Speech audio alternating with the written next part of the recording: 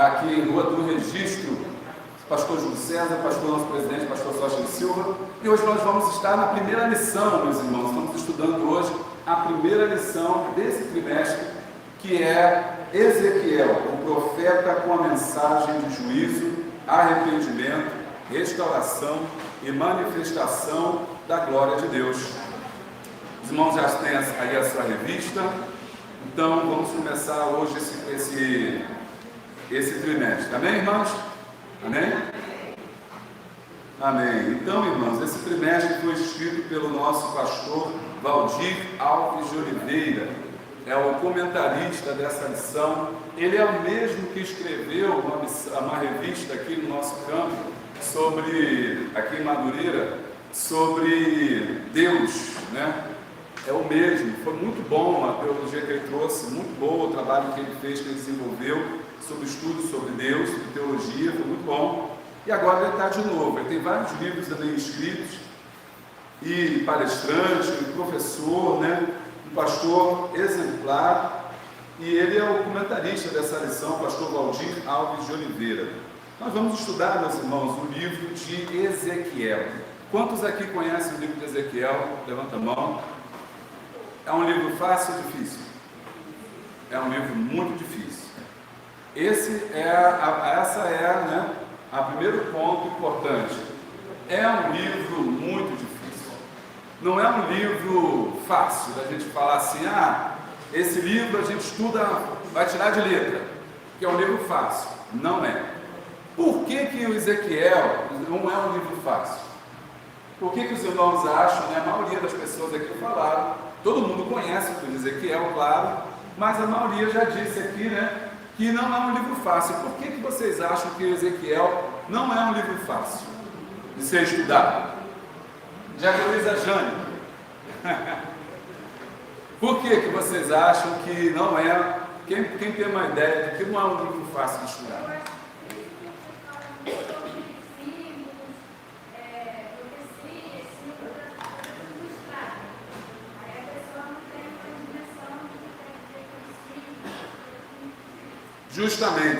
Justamente, ele é um livro que fala com uma linguagem, irmãos, uma linguagem muito diferente, uma linguagem simbólica. Ô Josias, a gente podia ligar o ar, né? Pode. Liga o ar, a gente liga assim. Está calor esse livro, né, é um livro simbólico. O que é um livro simbólico? É um livro que ele usa uma linguagem que não é uma linguagem literal, não é uma linguagem real, é uma linguagem que é um símbolo. Por exemplo, né, quando a gente desenha um coração, né, todo mundo sabe o que significa coração. A gente desenha um coração significa amor, né?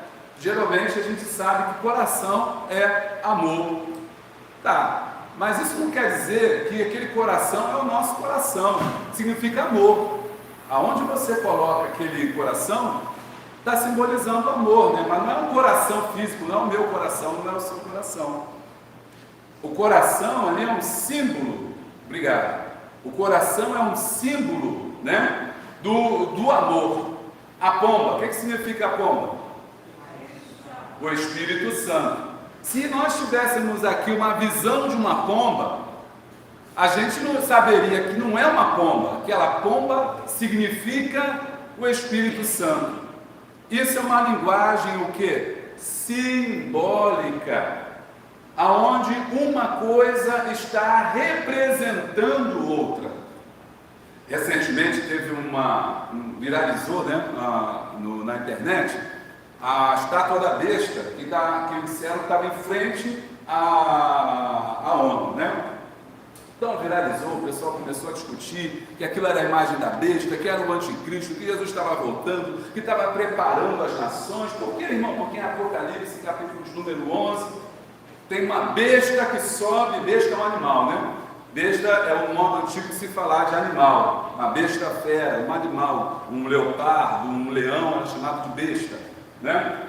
Então, que Apocalipse capítulo 11, tem uma besta que sobe do mar, e ela tem 10 chifres, tem tantos olhos, tem não sei o que, e aquilo que está lá é um monstro, então aquele monstro já é a besta, mas se esquece que o livro de Apocalipse, assim como o livro de Ezequiel, que a gente vai estudar, e assim como os livros proféticos, porque é líder de profecia, é também um livro que usa os símbolos, que usa uma narrativa simbólica. Logo em Apocalipse, aquela besta que sobe do mar não é um animal, meus irmãos. Ele simboliza alguém, uma pessoa, um ser humano, que vai ter algumas características que aquele animal representa. Está vendo como é que é importante a gente estudar a Bíblia? E como é que é importante a gente entender a linguagem na qual a Bíblia foi escrita, para que possamos realmente aprender, cada vez mais sobre o que ela quer nos dizer. Livro de Ezequiel, livro de Isaías, os livros proféticos todos, profetas menores ou profetas maiores, inclusive o livro de Apocalipse, são livros que trabalham com simbolismo.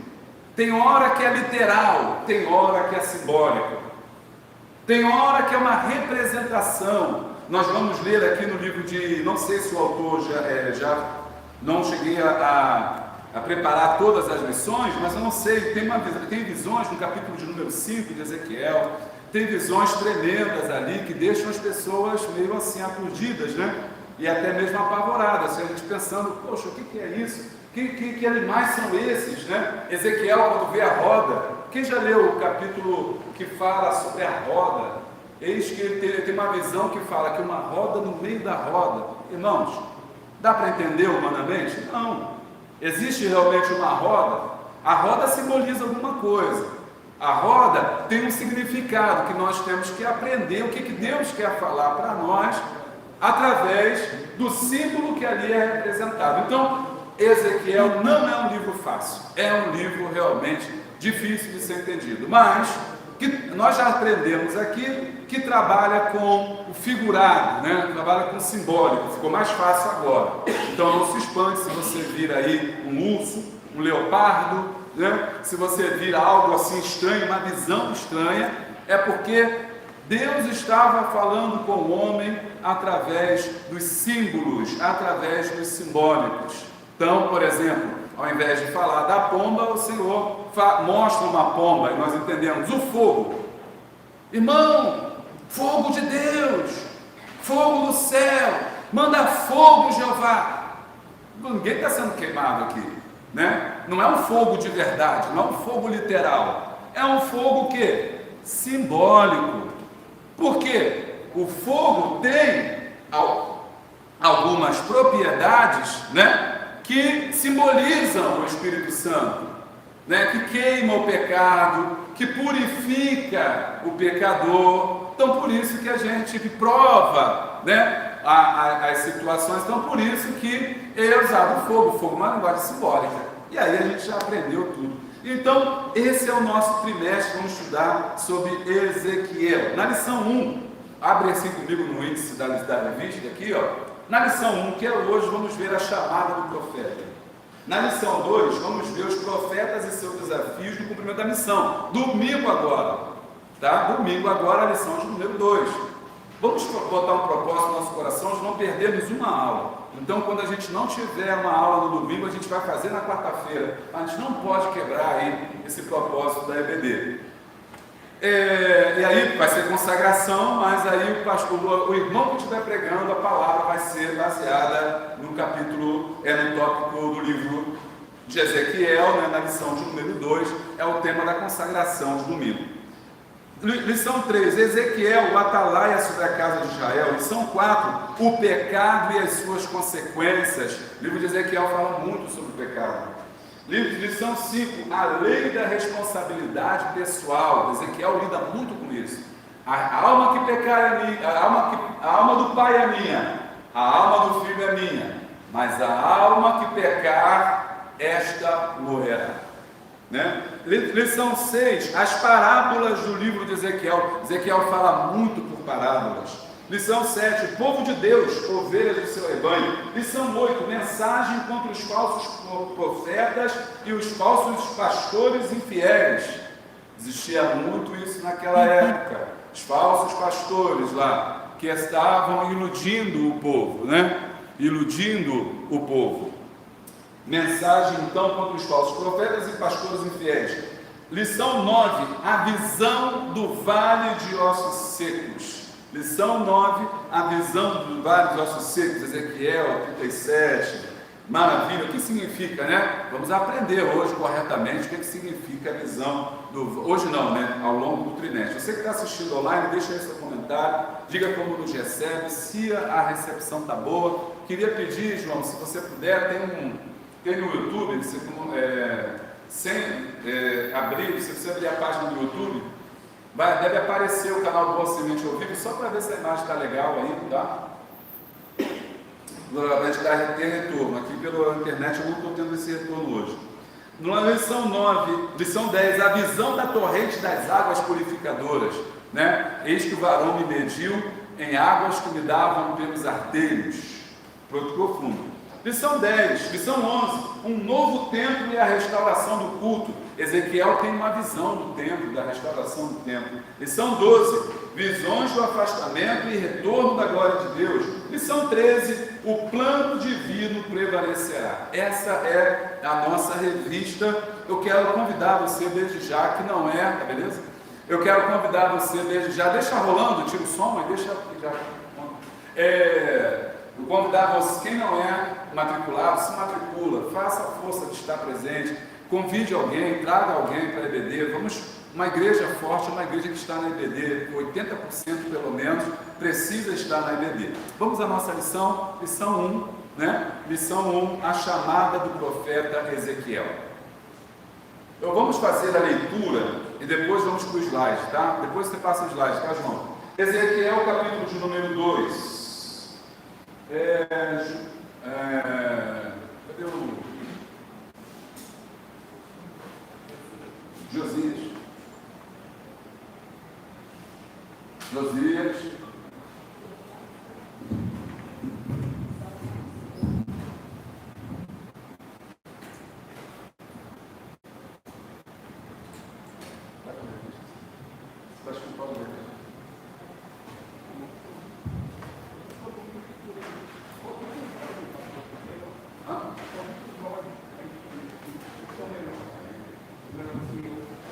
Vamos, né? Por favor. Pedir a irmã Vanusa vai fazer a leitura aqui, nos ajudar. Não?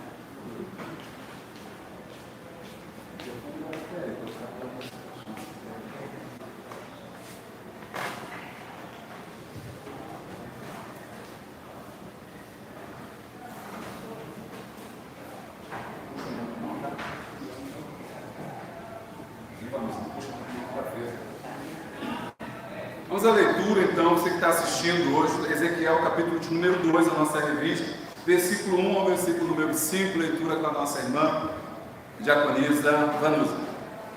Ele disse: Filho do homem, pode ir e falarei contigo. Então eu pôs em mim o Espírito, quando falava comigo, e me pôs em pé, e ouviu o que me falava. Ele disse: Filho do homem, eu te envio aos filhos de Israel, às nações rebeldes que se rebelaram contra mim. Eles e seus pais prevaricaram contra mim até este mesmo dia. E os filhos são observantes e obstinados de coração. Eu te enviei a eles, e lhes dirás: assim diz o Senhor Jeová.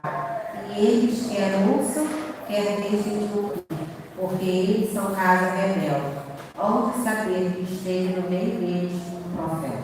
Amém. Esse é o primeiro texto, né, que nós temos. Quando você abre o livro de Ezequiel, você vê logo de cara, né, essa abertura dizendo: e disse-me, filho do homem, põe-te em pé e falarei contigo. A chamada do profeta Ezequiel. A chamada do profeta Ezequiel. E é interessante que Ezequiel fala, né, então entrou em mim o Espírito quando falava comigo, e me pôs em pé, e ouviu o que falava. Então, a primeira coisa que eu aprendo aqui, ele só pode profetizar através do Espírito. O Espírito Santo entrou nele e então o colocou em pé. Mas por que o colocou em pé? Porque ele estava prostrado. Por que ele estava prostrado? Porque quando ele recebeu a palavra, o que aconteceu? Ele cai por terra. Quando ele disse-me, filho do homem, põe-te em pé e falarei contigo. Ele deve ter desabado. Ai, meu Deus, está falando comigo. E aí o que ele faz? O Espírito Santo se apossa dele, entra nele e o coloca em pé.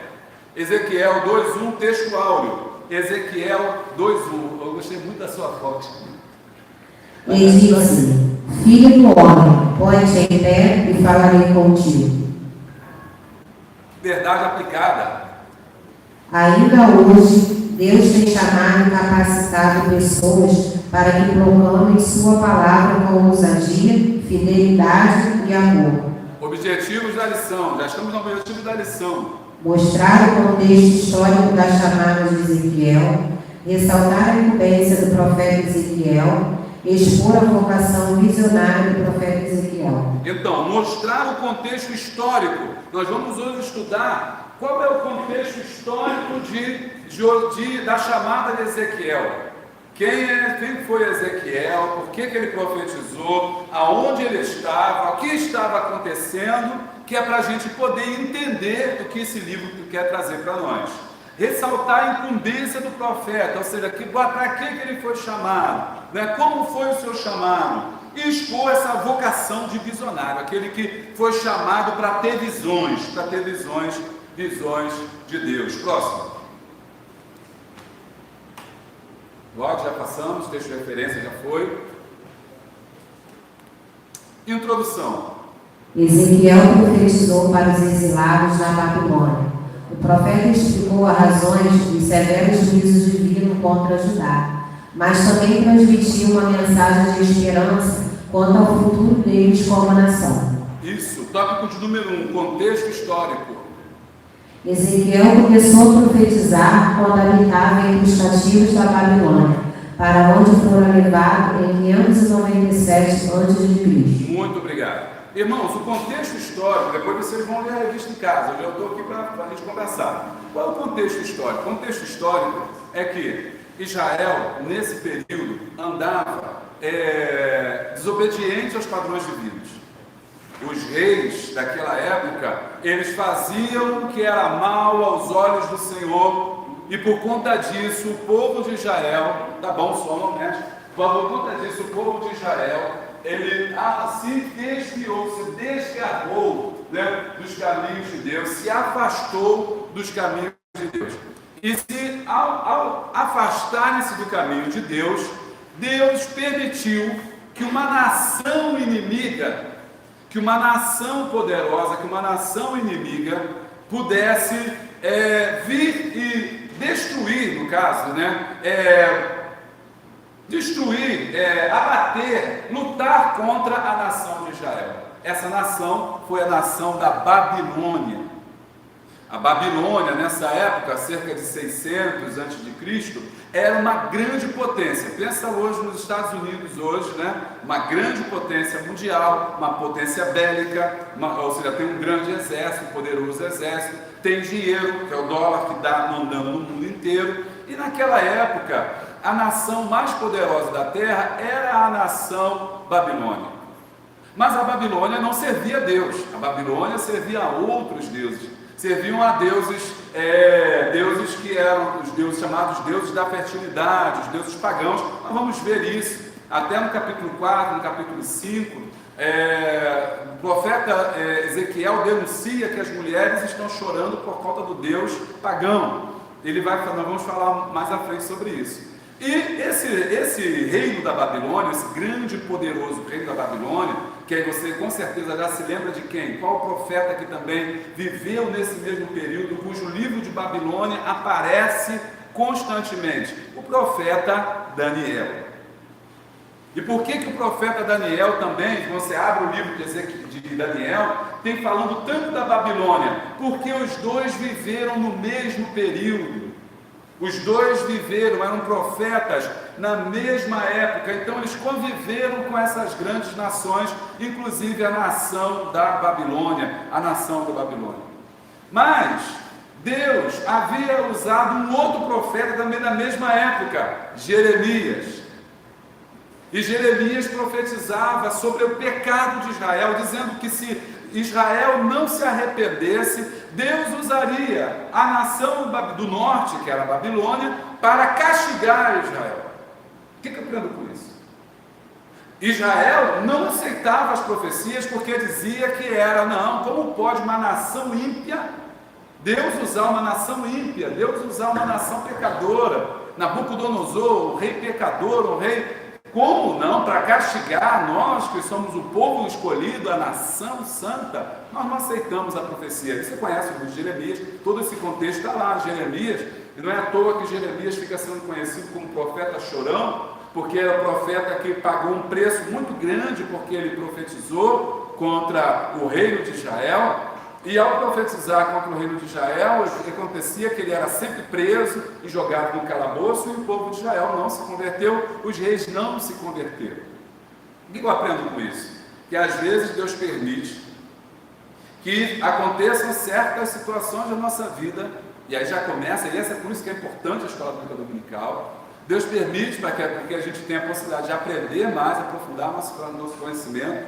Deus permite certas circunstâncias na nossa vida para nos ensinar algo.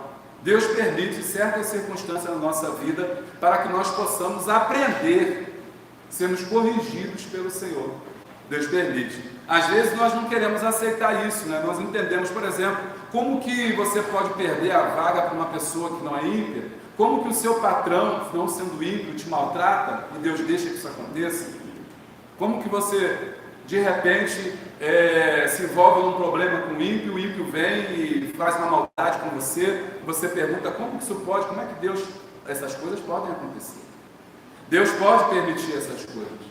Para quê? Para que nós possamos aprender, para que nós possamos nos humilhar, para que nós possamos refletir sobre os nossos caminhos. É importante, sempre quando acontece uma coisa na nossa vida, a gente refletir, Senhor, será que eu estou de acordo com os teus preceitos? Davi tinha essa preocupação, ele dizia, Senhor, sonda o meu coração e vê se há algum caminho mal, porque nós somos pecadores, todos nós pecamos, e muitas das vezes nós não conseguimos ver os nossos pecados, e aí precisamos pedir a Deus para nos mostrar, Senhor, me mostra, eu quero ver, quero me consertar. Isso é muito importante a gente fazer isso. Por quê? Então, quando às vezes acontece uma coisa na nossa vida, não é pensar assim também, irmão, Deus está te cobrando. Não é isso, essa visão. Né? A sua casa choveu, alagou lá, e não, Deus está me cobrando. Não, irmão, choveu, está todo mundo, a tua casa encheu, a casa do vizinho também encheu. Né? A casa do vizinho tem nada a ver com isso, Deus não é punir o vizinho por causa de você, não, isso é coisa que acontece, infelizmente, acontece. Né? Mas, quando você tem algumas coisas assim, você tem que pensar, não fique soberbo, como Israel estava soberbo. E aí, o Senhor vai falar muito para ele, falando assim, povo de dura cerviz. Né? Nós vamos ler isso hoje aqui bastante. Vai e profetiza, porque é casa rebelde. O que é casa rebelde? Não escuta, eles não ouvem, eles não querem ouvir, mas eu te chamei para falar. E aí, o que acontece? É que Jeremias profetiza, não resolve, o povo não se converte e se cumpre o que Deus está dizendo numa primeira deportação, 597. Em 597, volta lá, em 597, Nabucodonosor II invade Israel, Jerusalém, e leva cerca de 10 mil pessoas cativas, mas não leva todo mundo não. Mata muita gente, inclusive a mulher de Ezequiel morre nessa invasão.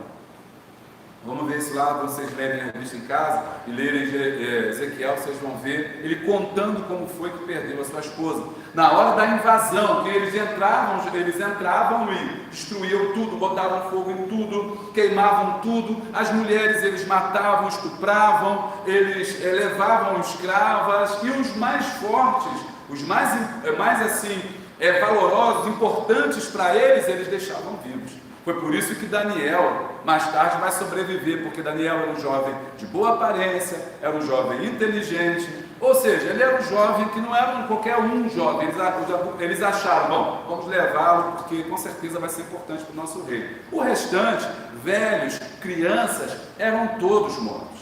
Nessa primeira deportação, nesse primeiro caso, foi só uma amostra que Nabucodonosor deu assim, só para aquele negócio assim, ó, vou te mostrar, só vou te dar uma coçazinha, só para vocês ficarem devagar. Foi só uma amostra. Nessa amostra, 10.000 pessoas foram cativas, inclusive Ezequiel perdeu a sua mulher, perdeu a sua esposa, e por isso ele foi levado cativo. O nome Daniel, está aí no meio, significa Deus fortalece.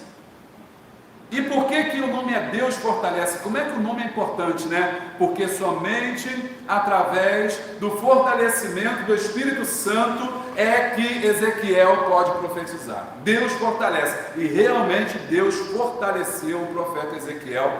Passou por uma prova terrível já no cativeiro onde ele estava, ficando lá. Mas a mão, como ele diz sempre no livro, vocês vão ver sempre repetindo, a mão do Senhor estava sobre mim. Quantos podem dizer amém por isso? Amém? Antes da gente continuar, é importante a gente entender que todos nós somos profetas. No Antigo Testamento, somente algumas pessoas eram escolhidas para ser profeta. Jeremias foi escolhido, Daniel foi escolhido, Ezequiel foi chamado, Jeremias foi chamado, Obadias, Amós, todos eles foram escolhidos, eram homens separados para o ministério da profecia. Isso é o Antigo Testamento. No Novo Testamento, eu e você somos profetas de Deus em potencial. Porque assim como os profetas anunciavam a palavra do Senhor, nós também temos a obrigação de anunciar a palavra do Senhor. Então, nós somos profetas de Deus. Você é um profeta de Deus.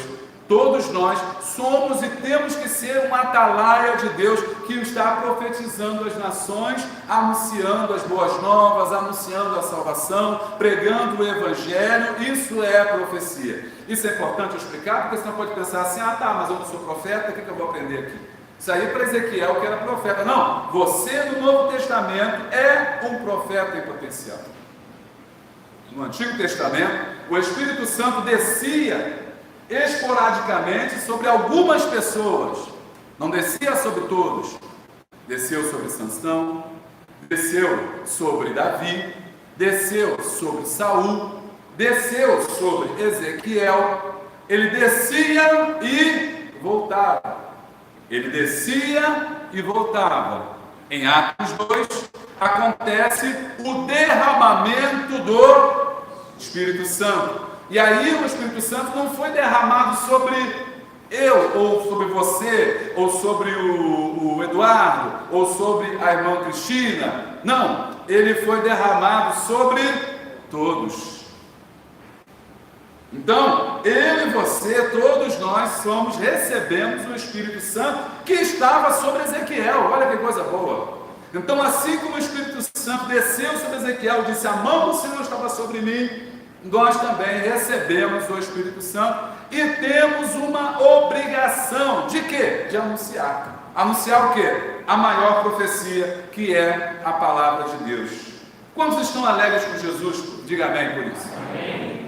Deus abençoe, você é um profeta. Diga para esse irmão assim, você é um profeta hoje. Quando você fala assim para o seu irmão, o culto vai ser uma bênção, você está profetizando. Irmão, veja vitória na sua vida, você está profetizando. Olha, irmão, Deus te abençoe, você está profetizando a vida daquela pessoa. Isso é profecia. Quando eu falo para os irmãos assim, olha, irmão, diga uma palavra profética, libere uma palavra profética. Uma palavra profética, né? E aí você libera uma palavra, Deus é contigo, Deus te abençoe, o Senhor é contigo nessa causa, o Senhor vai te dar força. Enfim, você está profetizando. O culto hoje vai ser uma bênção. Quem te falou que vai ser uma bênção? Mas você está profetizando já. Isso é uma profecia. Amém? Agora, é claro que também, aí tem um dom de profecia. Esse é uma outra história. Algumas pessoas recebem o dom de profecia. É diferente. É uma coisa diferente, uma coisa à parte, chama-se um dom, não é o que nós estamos estudando hoje, mas é bem parecido também. Amém? Mas é bem parecido também. Se você tem um dom de profecia, glória a Deus, isso é bom, isso é bênção também na sua vida, né? Glória a Deus. 1.1, longe da terra natal.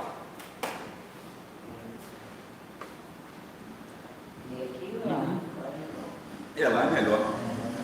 Ao receber a chamada, Ezequiel estava longe de sua terra natal. Vivia em outra cultura sob pressão, mas também passou a sonhar no meio cativeiro. Glória a Deus, olha só.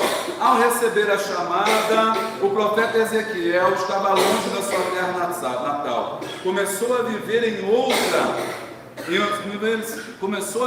outra cultura sob pressão. Viver com outra alimentação. Mas também passou a sonhar em meio aos cativeiros. Leia Salmo 137, versículo 1. Salmo 137, versículo 1. Quem achar, pode ler. Salmo 137, versículo 1.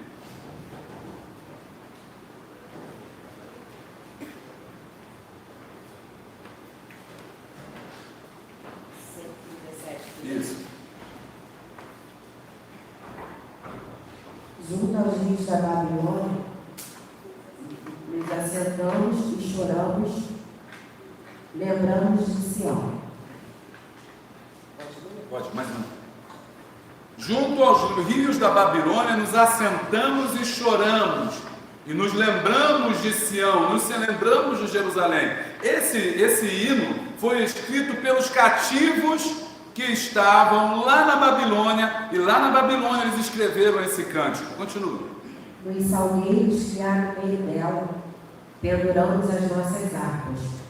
Porquanto, aqueles que nos levaram cativos nos pediam uma canção, e os que destruíram que nos alegrássemos, dizendo: cantai-nos um dos cânticos de Sião.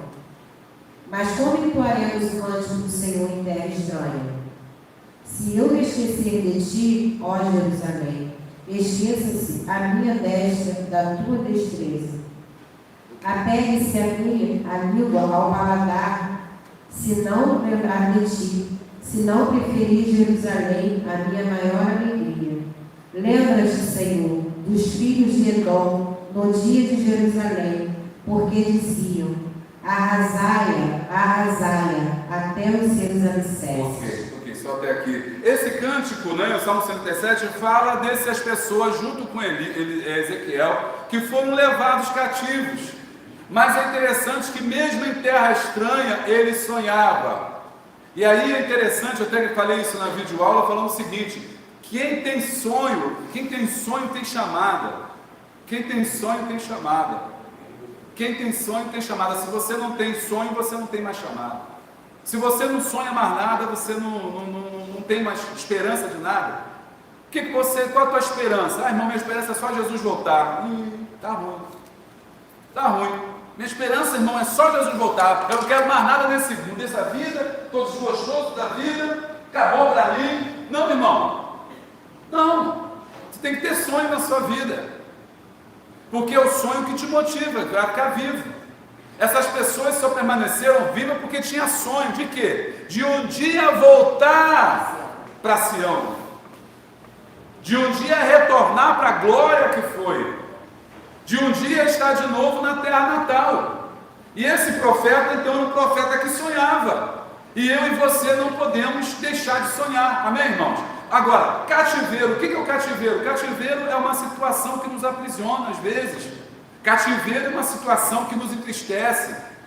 Às vezes estamos vivendo em cativeiro. Às vezes estamos vivendo em cativeiro. Vamos aplicar. Então hoje, ninguém vai entrar na sua casa, eu acho, né? Ninguém vai entrar hoje aqui e botar você preso no lugar. Não, ninguém vai fazer isso. Mas às vezes tem situações que te aprisionam. Tem situações que te entristecem. Tem situações que você não sabe sair delas. Isso é um cativeiro.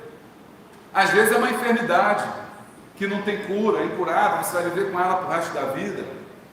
Às vezes é alguém doente na família, que você tem que cuidar. Às vezes é uma situação, enfim, existem muitas das vezes cativeiros de qual nós passamos. Deus permite que nós estejamos vivendo uma situação dessa. Mas nem por isso nós devemos de quê? De estar profetizando. Ele não se deixou contaminar. Ele está dizendo ali, ó, mesmo em outra cultura, mesmo em outro lugar, em outra língua, ele continuou o quê? Firme. Então, meu irmão, minha irmã, continue firme, independente da situação que você está vivenciando. Independente da situação que você está vivendo. Também passou a sonhar no meio do cativo. Então, isso é importante, né, irmãos? Nós continuarmos a sonhar. Bom, 1.2. Exigências feitas por Deus ao profeta Ezequiel. Quem recebe a chamada precisa saber que vai enfrentar a conspiração de pessoas que não querem ouvir as verdades de Deus e serem confrontadas. Então, meus irmãos, quem é chamado por Deus paga um preço. Quem é chamada por Deus paga um preço. Ah, o Senhor me chamou, mas não quer passar por prova, não. Ah, o Senhor me chamou. Eu nunca vi ninguém que Deus chamou que não paga o preço. Eu ainda não vi uma pessoa que foi chamada por Deus. Tem um ministério, não precisa ser profético não, qualquer área da vida, qualquer área espiritual, que não paga o preço. Não paga o preço não, irmão, estou na luta não, está bem para mim, então você não foi chamado. Porque quem foi chamado, paga o preço.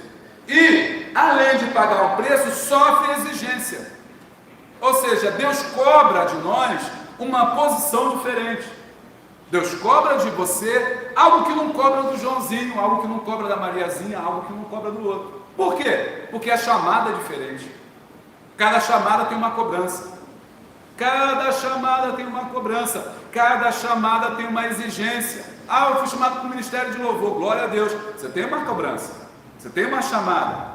Ah, eu fui chamado para o ministério da palavra. Você tem uma cobrança. Ah, não, mas ministério é dons espirituais, Deus me dá, Deus me usa. Você vai ter uma cobrança. Então, toda chamada tem uma exigência. Você pode dizer amém por isso? Lá na lição diz assim: a chamada implicava em se pôr de pé, se dispor a sair da acomodação e da inércia, né? Sai da tua inércia, né? Sai da tua, tá tudo bom, não. Deus nos chama, quando Deus nos chama, Ele mexe nas coisas, sacode tudo, e aí você começa a ver que o negócio começa a apertar. Para quê? Para você sair da inércia. Deus não fala com nenhuma pessoa de qualquer maneira. É preciso ter uma posição. Ah, Deus fala que não. Deus às vezes quer que a gente se coloque na posição. Depois do chamado é preciso falar em nome do Senhor. Ezequiel 2,4. Lê para mim, Ezequiel 2,4, quando você procura para mim. Ezequiel 2,4. É preciso falar em nome do Senhor. Você não fala, aquele que fala não fala de si, fala de Deus. O profeta não fala dele. O profeta não fala, nós não falamos assim, que eu acho, que eu penso, que eu quero, que eu gosto. Eu não gosto disso assim, então Deus não quer. Não, sabia que tem gente que não gosta de alguma coisa, ele fala que Deus não gosta. Irmão, Deus não gosta disso aí não. Mas, porque você não gosta, Deus não gosta? Você que não gosta. Fala assim, irmão, eu não gosto. Não fala que é Deus que não gosta. Deus não tem nada a ver com esse negócio. Porque você não pode falar segundo você. Você tem que falar segundo o Senhor. Isso sem falar no Novo Testamento, que o apóstolo Paulo sempre fala isso, né? O apóstolo Paulo sempre fala que ele é o Senhor que está falando, não é ele. E os profetas também. Não é o que o profeta quer falar. Não gosto de feijão, então Deus não gosta de feijão, irmão. Não come esse feijão, não, porque Deus não gosta. Não, você que não gosta de feijão. Não tem nada a ver. Deus não tem nada a ver com feijão. E aí a gente coloca isso. O nosso gosto, eu não gosto de hino assim, que bate palma. Então Deus não gosta de hino de bate palma, eu não gosto desse negócio de bate palma, então Deus não gosta. Isso não é de Deus não. Esse negócio de tocar do lado do seu irmão não é de Deus não, porque eu não gosto, Deus não gosta. Não tem sentido nenhum. Isso é coisa nossa, humana, é nós. Então nós temos que falar não o que nós queremos, mas segundo o que Deus quer. Ezequiel 2,4. E os filhos são de semblante duro e obstinados de coração. Eu te envio a eles e lhe dirás: assim diz o Senhor Jeová. E eles quer ouçam, quer deixem de ouvir. Isso. Porque eles são casa rebelde. Onde saber que esteve no meio deles o profeta. Tá bom. Aqui, então você vai lá e fala a palavra. Diz, assim diz o Ezequiel. Não. Assim diz o Senhor. Assim diz o Senhor. Então nós como profetas de Deus, não podemos colocar a nossa opinião pessoal. Não, irmão, o que a Bíblia diz? É isso? Então eu vou ficar com a Bíblia. A Bíblia fala isso, a gente vai ficar com isso. Então, é isso. No 1.3, Deus nunca se esquece dos seus fiéis. 1.3, Deus nunca se esquece dos fiéis. O Senhor nunca se esquece daqueles que procuram lhe obedecer, por amor aos que permanecerem fiéis a Ele. Então, aqui na lição diz o seguinte: devido ao pecado, Deus ordenou e permitiu que Jerusalém fosse destruída. Então, ele foi levado cativo, ficou lá no rio Quebar, né? Perto do rio Quebar, na Babilônia, e lá Deus começou a usar ele. E aí, contra os pecados, quais eram os pecados? Idolatria, porque eles adoravam falsos deuses, eles colocavam até deuses estranhos dentro do templo. Idolatria. Casavam-se com mulheres estranhas. Apostasia, deixavam o seu Deus, misturava com outros povos, está aqui. Falsos pastores, que queriam o quê? Apenas iludir o povo. E falsos profetas, que diziam, não, está tudo bem, é assim mesmo que está tudo certo. E estava enveredando o povo pelo mau caminho. Mas Deus deu uma palavra. O Senhor nunca se esquece daqueles que fielmente procuram obedecer. Então, irmãos, existe esperança para nós, mesmo quando nós estamos atravessando um cativeiro, mesmo quando nós estamos atravessando uma dificuldade. Deus nunca se esquece dos seus fiéis. Então, não importa o que você esteja passando, não importa o que você esteja vivenciando, não importa a situação na sua vida, lá no cativeiro que você se encontra, Deus está te abençoando, te dando vitória, vai passar por essa prova, mas o Senhor será contigo. Amém, irmãos? Assim como Israel passou por cativeiro, nós não estamos livres de passar também. Nós não estamos livres de viver uma situação dessa. Só que nós não podemos nos desesperar diante disso. O povo de Israel perdeu a esperança. Quem foi deportado falou assim, não tem mais jeito. A gente às vezes lê o livro de Israel só como castigo. Castigo. Mas se você ler o livro de Ezequiel direitinho, você vai ver que é um livro de promessa e não um livro de castigo. Por que um livro de promessa? Porque apesar dos pecados de Israel, Deus está mostrando que ama Israel e que vai haver uma restauração para o povo de Israel. Ou seja, Deus não se esqueceu do povo de Israel. Vale dos ossos secos, Ezequiel 37, que a gente vai estudar lá para frente, é justamente um caso desse, onde Deus mostra a sua misericórdia. Dizer, filho do homem, poderia esses ossos secos tornar a vida? Profetiza, ó Espírito, e entra neles e torna a viver. Ou seja, Deus está mostrando para Israel, mesmo no cativeiro, explicando por que isso aconteceu. Olha, isso aconteceu por causa disso, por causa disso, por causa disso e por causa daquilo. Não é culpa de Deus. Não, Deus que mandou, né? Você fala aqui, Deus que mandou a Covid, Deus não mandou nada, é o homem. De que se queixa? Nós vamos estudar sobre isso lá, quando ele fala, a responsabilidade é pessoal. Cadê a lição? A lição fala sobre isso. Lição 4, o pecado e suas consequências. E tem uma que eu já li aqui, que eu falei, sobre a responsabilidade pessoal. É o profeta que fala muito sobre isso. A culpa é nossa. Ele dizia, a culpa é tua, Israel, você pecou. Mas se tu se arrependeres, se deixares o mau caminho, se voltares para o Senhor vos restaurará. Assim que a gente tem que trazer uma mensagem para o pecador. Não dizer para o pecador, não tem mais jeito para você acabou, né? Deus não te ama mais, Deus não te quer mais, não tem mais, não tem salvação. Você pode ver a pessoa lá no mais fundo do abismo. Não, Deus pode te restaurar, não, Deus pode te levantar, Deus pode te abençoar. Amém, irmãos? Tem um monte de comentário. Não sei se dá para o João observar para a gente os comentários aí para ler depois. Eu não sei. Mas no próprio computador acho que aparece, mas é que você está vendo a tela, né? Oi? Tem uns nomes, umas palavras subindo aí. Pastor, 2. tem até uma carta, não sei se é Jeremias que envia, falando que os pensamentos que Deus tinha para eles era pensamento de paz. Isso aí, justamente. Fala, Cristina.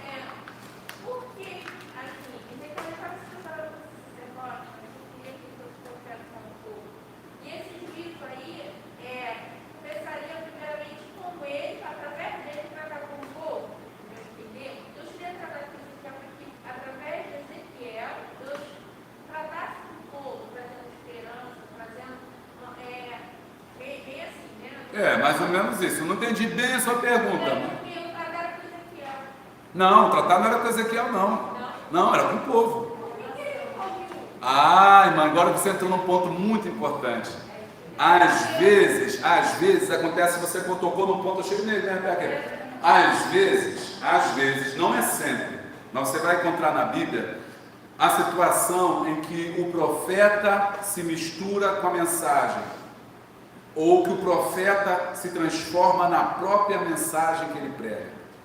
O caso de Ezequiel e o caso de outro homem, foi Oséias também, a vida deles é a mensagem.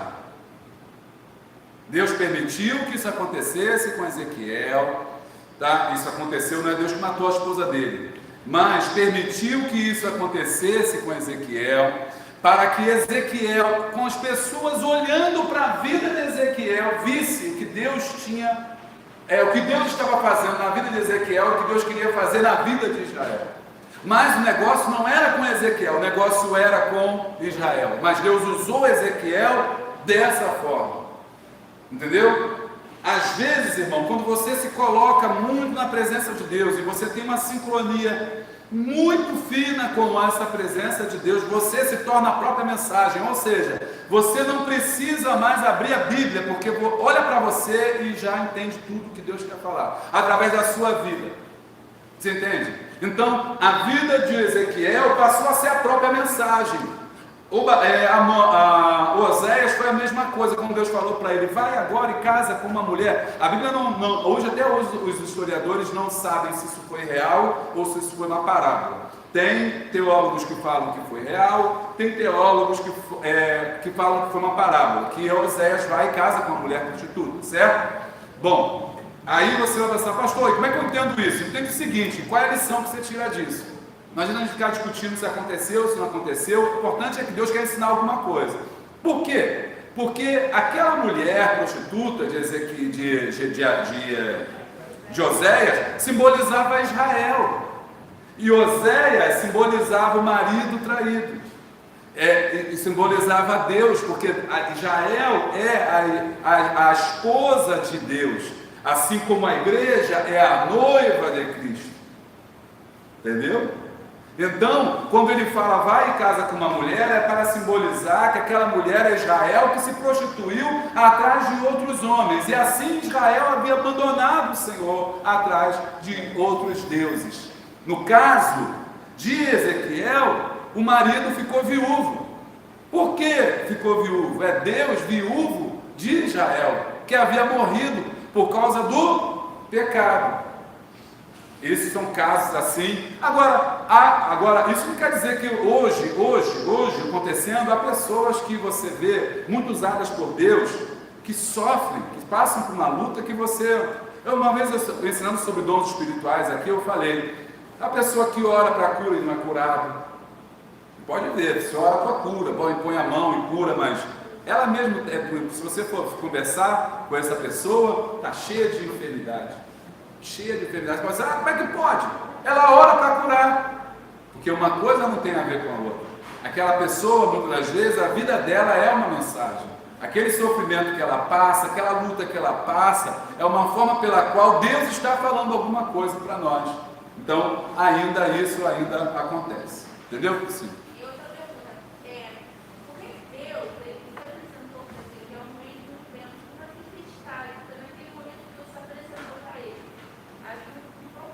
Havia um propósito, como a gente sabe, que é simbólico, né?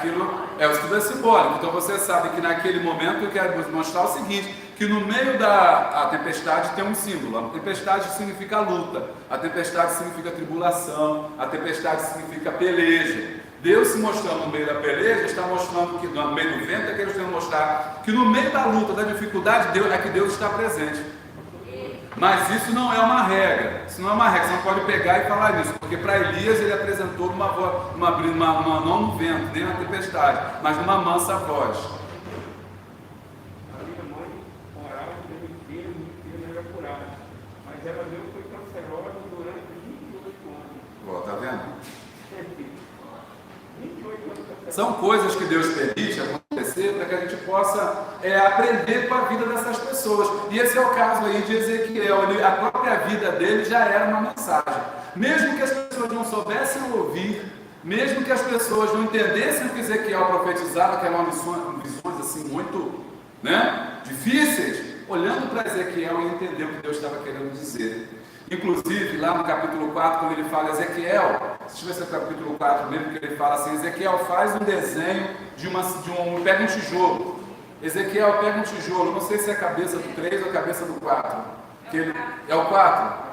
Pode ler para a gente, será que é a Bíblia aberta no 4? Lê para mim rapidinho, só o 4, 1 e 2. Tu, pois, ó filho do homem, toma o tijolo Isso. e pô-lo-ás diante de ti. Para um minutinho. Olha só como é que Deus... Porque, olha só, essas pessoas não liam. Ninguém sabia ler, tá? Ninguém... Só para saber ler, só os mais abastados, os mais ricos. A maior da população era camponesa, pobre não sabia ler. Então, a forma de Deus falar era através de símbolos, de gestos, de desenho. Lembra lá de Abacuque? Escreve em letras grandes, para que aquele que corre, até quem correndo possa entender e ler, Então, o que acontece? Então Deus já apresentava, quando Deus falou para Jeremias, pega o cinto, apodrece esse cinto apodrecido significa o quê? Significa a casa de Israel que se apodreceu. Ele vai falar para Ezequiel dorme de lado direito 380 dias.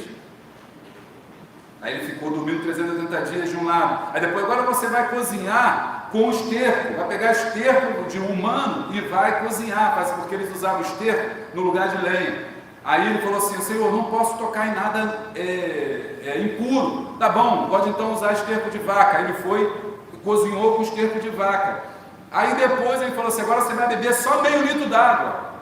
Por que ele... Aí a profecia era toda essa. No capítulo 3, capítulo 4, você, meu Deus, que profecia. Mas cada uma dessas partes tinha um significado. O número que ele dormiu de lado era o número do cativeiro, dias de cativeiro.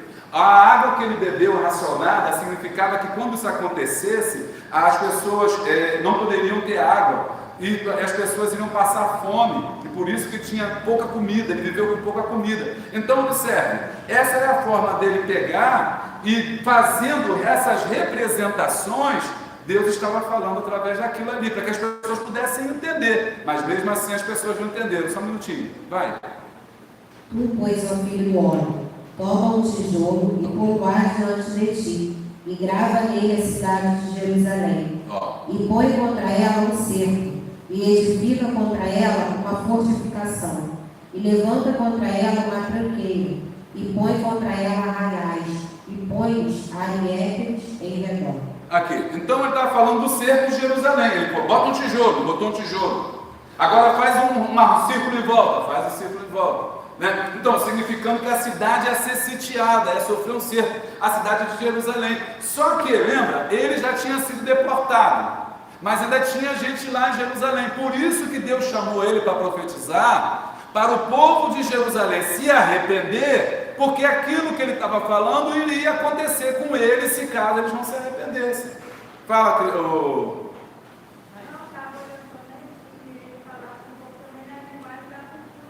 Sim, justamente, bem lembrado. Está falando da cultura, que hoje muitas coisas a gente não entende, porque está fora da nossa cultura. Mas eles daquela época entendiam. 2. A incumbência do profeta Ezequiel. A missão do profeta era conscientizar o povo da razão do cativeiro, explicar a queda de Jerusalém e restaurar a esperança das promessas do Senhor. Então a ideia era, povo, vocês estão aqui, aconteceu com a gente, foi porque o povo estava pecando. E se continuar pecando, vai destruir lá na frente o povo de Jerusalém que está lá. Vai morrer também muita gente se não se converter. Então Deus usou ele nesse período, entre 597 até a última vez que Nabucodonosor entra, que é 586. Aí tem uma grande mortandade aí que Daniel vai ser deportado, Daniel e seus amigos. Então existe um motivo. Deus não dá visão porque quer. Deus não dá uma visão, não sei para quê, para nada. Não, tem um motivo. Já expliquei aqui sobre dons espirituais. Por que não está acontecendo isso? Porque não é útil. Se fosse útil, aconteceria. Entendeu? Por exemplo, hoje tem muita gente aqui resfriado. Nós estamos com resfriado, mas Graças a Deus, né? Hoje nós temos bastante remédios, né, que podem sanar. E você às vezes pedir para Deus curar um resfriado não faz muito sentido, porque você pode tomar um remédio e ficar bom, melhorar. Mas numa tribo onde você está, num grupo lá indígena, onde não tem acesso a remédio, onde não tem acesso a nada, aí é milagre. Aí é milagre. Você pode ter certeza que esses dons se manifestarão ali. Por quê? Porque é útil. É a mesma coisa que eu ensinei aqui aos irmãos, poucos estavam aqui, quando eu falei sobre o paralítico andar. Ei, irmão, quero ver paralítico andar, porque paralítico não anda mais. E cadê os paralíticos? Cadê os paralíticos aqui? Quantos paralíticos você conhece aqui no registro, aqui no bairro? Quantos paralíticos você conhece? Paralítico, tem outro aqui, fui no Tica, encontrei. Cadê? Não tem. Não tem mais paralítico. O que tem aqui só são velhinhos que estão morrendo. Por quê? Porque eles são fruto da geração 70, que não tinha vacinação, em que as pessoas tinham poliomielite, tinham paralisia infantil, porque não tinha vacina naquela época, o pessoal não gostava de tomar vacina, não queria tomar vacina, ficava doente, as crianças nasciam e ficavam paralíticas, paraplégicas e por aí vai. Tinha muito, nos anos 80 já tinha muitas pessoas paralíticas no Brasil. Hoje em dia, graças à vacinação, quase não tem paralítico. Então não adianta ficar pedindo para orar para paralítico andar, porque não tem paralítico, irmão. Não é que o dom acabou, é que não há necessidade mais. Hoje tem outras doenças aí para a pessoa que vai estar curando câncer. O que a irmã contou, curou câncer. Tem necessidade de curar câncer? Tem necessidade de curar Covid? Tem. Deus está curando Covid, Deus está curando uma série de doenças. Então os dons espirituais é para o que for útil. Agora, a palavra de Deus é que nos dá entendimento, para a gente não falar besteira, não ficar falando besteira por aí. Então, observe bem, esse profeta, a incumbência do profeta era conscientizar, explicar, olha, isso está acontecendo por causa disso, e vai acontecer pior se vocês não se converterem. 2.1, Deus usa quem Ele quer. Não devemos nos gloriar de nossos feitos. Ih, peraí. Tá, porque ele pega um textinho. Vai. Porque tudo provém dele e vai para ele, porque dele são todas as coisas. Então, Deus usa quem Ele quer. Por que Ele usou Ezequiel? Porque Deus quis. A chamada não é porque a pessoa quer, irmãos. Eu não sou pastor porque eu quero. Pastor, eu não sou pastor porque eu quero? Porque o senhor quer? Não, eu não queria ser pastor, não agora. Bom, se bem que agora eu estou ficando já meia idade, eu estou ficando velho, né? Eu estou com 50, mas eu achava que eu ia ser pastor com 60. Eu faço 60 anos, eu queria estar assim, tipo o Sebastião, pastorzão, tranquilão, aposentado, visitar os membros, tomar um café na casa dos irmãos, né? Podendo estar aí, vir para a igreja domingo, ficar o dia inteiro. Eu pensava que pastor era ser isso. Eu achava que pastor era, portanto, isso. Portanto, eu nunca me vi preparado. Mas eu não sou pastor porque eu quero, foi porque Deus me chamou para ser pastor. A chamada não é porque você quer. Se você quer, tem alguma coisa errada. Ezequiel não pediu. Senhor, não, o Senhor escolheu. Então, Deus escolhe a cada um e Ele quer, e usa quem? Usa quem Ele quer. Deus usa quem Ele quer. Não adianta a gente reclamar, é o mais capacitado? Não, é aquele que Ele quer. E glória a Deus por isso. Deus usa onde Ele quer. 2. Deus usa onde Ele quer. 2.2, desculpa, falei errado. Deus é soberano e levanta as pessoas que proclamem sua mensagem, seja no lugar que for. Bem-aventurado aqueles que estão atentos à sua palavra. Então, irmão, não se prive, às vezes está no meio de uma situação, no meio dos ímpios. Deus não me quer aqui não, porque só tem ímpio. Não, irmão, Deus usa você aonde você estiver. Aqui só tem ímpio, aí que é bom mesmo para você estar, porque você é luz. Jesus disse que nós somos luz, né? E sal da terra. Então Deus usa quem Ele quer, aonde Ele quer. Aonde você estiver, Deus vai te usar.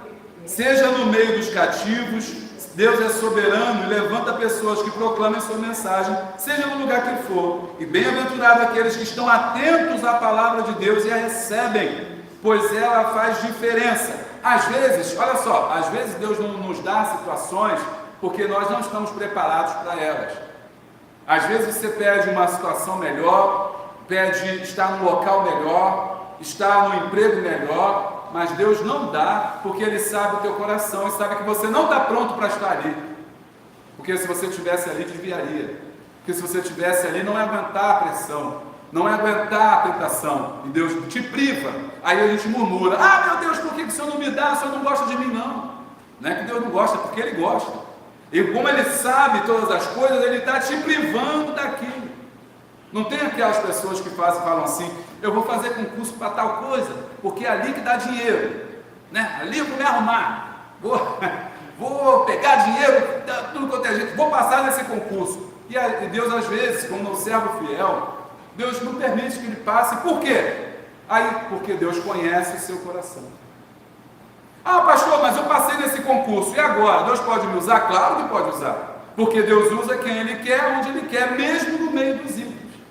Você não irá se corromper, porque você já está pronto, porque você está preparado. 2.3, Deus usa na hora que Ele quer. É fundamental nos submetermos ao momento de Deus, confiar no Senhor e crer que Ele é poderoso. Seu agir é perfeito e só nele podemos esperar. A Bíblia registra o chamado de Deus ou a pessoa sendo usada pelo Senhor em diversos momentos. Não é possível o ser humano estabelecer um momento mais adequado para Deus usar uma pessoa ou realizar uma obra. Como eu falei aqui com os irmãos, né? Eu achava que eu só iria ser quando fosse mais velho, Deus me chamou novo. Não é a gente que diz: ah, não, Senhor, eu não quero agora. Né? Quando a gente faz isso, a gente corre um sério risco, né? De estar limitando a obra de Deus na nossa vida, não deixando Deus trabalhar na nossa vida. Por exemplo, Deus tem algo na vida da irmã Vanusa. A irmã Vanusa pode dizer não. Não, pastor, não quero agora, né? Agora não é tempo. Pode falar? Pode falar. Mas a obra vai ser feita? Vai. Deus vai usar o Sebastião, Deus vai usar outra pessoa. A obra não vai parar, mas vai ter uma obra que vai parar. Qual? A obra na vida dela.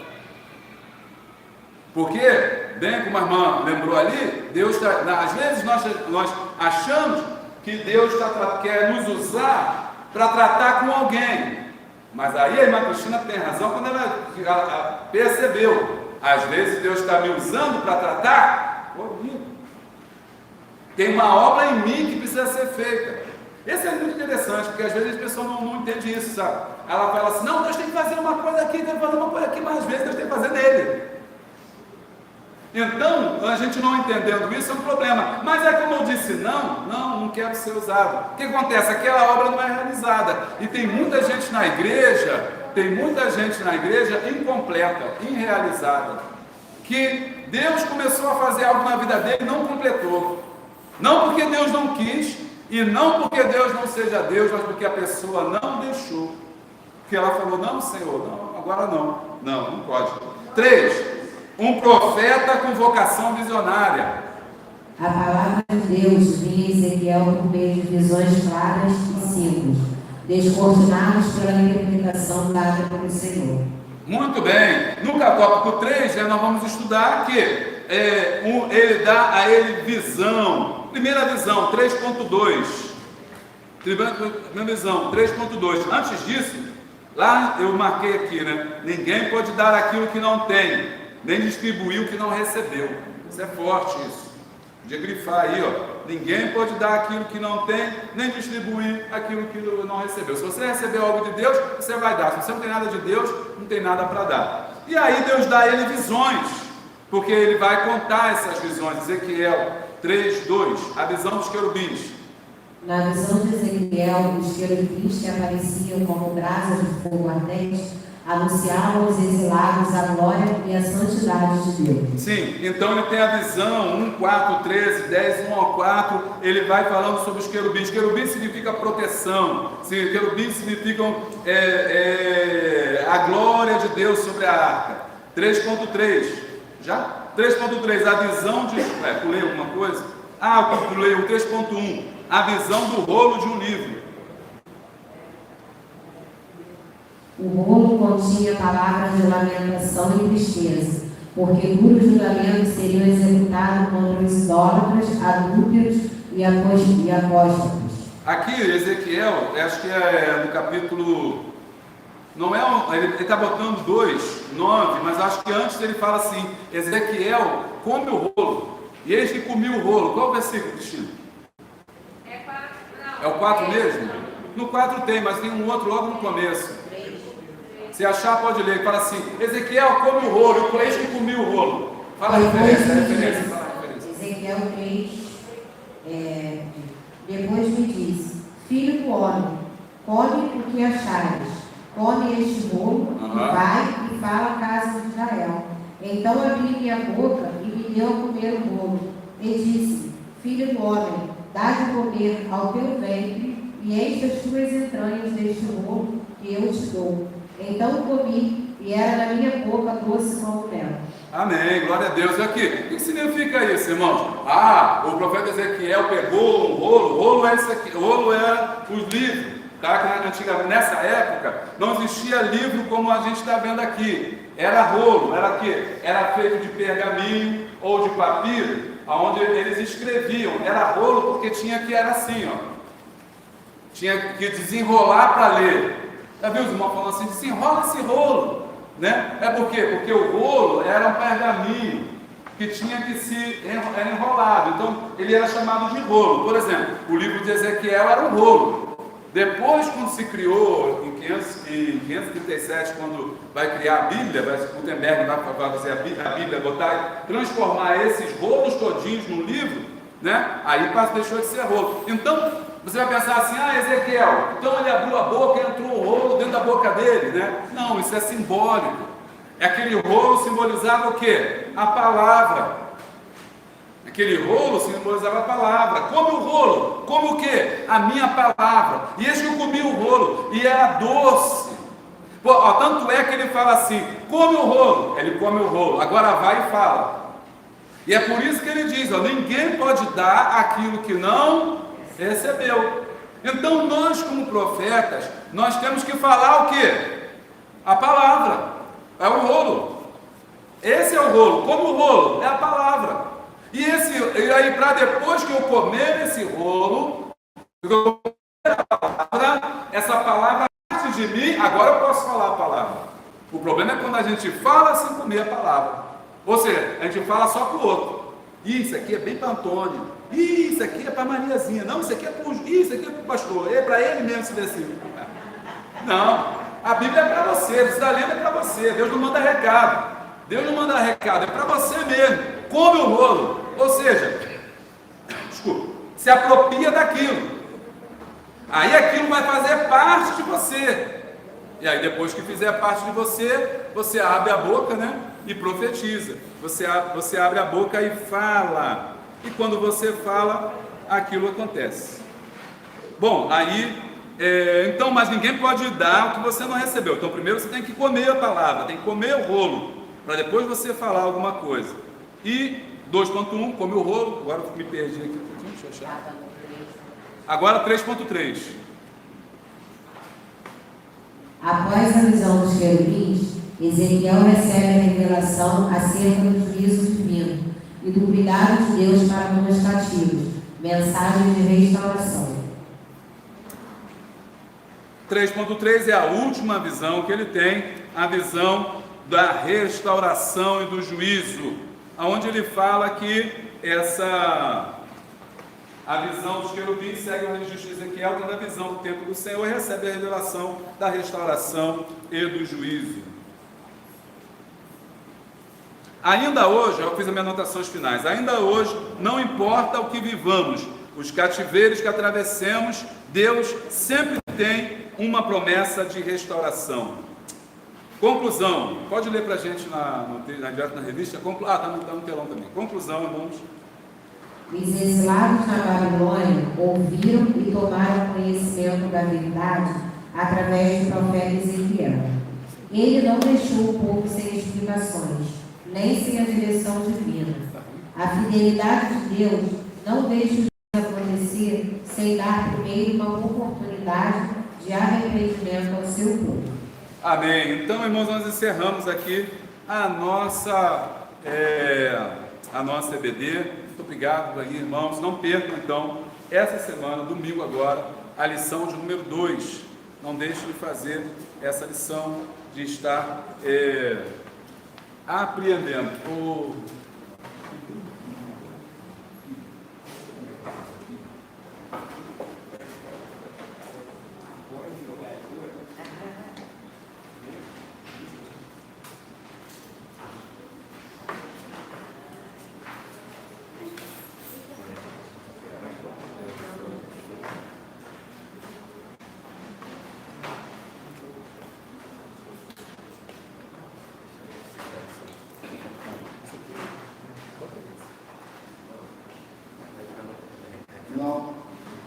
Deus aqui. Então, nós vamos encerrar. Bom, irmãos, então nós encerramos agora. Deixa eu só falar aqui quem está online. A irmã Michele Rodrigues está online, Deus abençoe. Irmão Fabiano Augusto, Deus abençoe. Regiane Brandão, Dani Fashion está presente. Giovana Silva, Antônio Carneiro, lá da Ilha Cumprida, São Paulo. Pedido de oração, a irmã Adeilda, pede oração para sua vizinha Olga. Vamos orar no final. E nós vamos agora encerrar aqui a transmissão e vamos primeiro louvar o Senhor para proceder com as ofertas. A irmã está louvando o Senhor. Você que assistiu o nosso vídeo. Oi? Ah, sim. É você que assistiu o nosso vídeo, muito obrigado. Deus abençoe você. Deixe seu comentário e compartilha em nome de Jesus. Peraí, filho. Quem? Quem é Dani? Dani Fecha de Portugal. Deus abençoe. Estava procurando a irmã. Ela falou ali. Deus abençoe em nome de Jesus. Vamos estar orando por você. Vamos encerrar. A gente vai ficar aqui mais um pouquinho. Amém? Até a próxima. Deus abençoe. Então, nós vamos louvar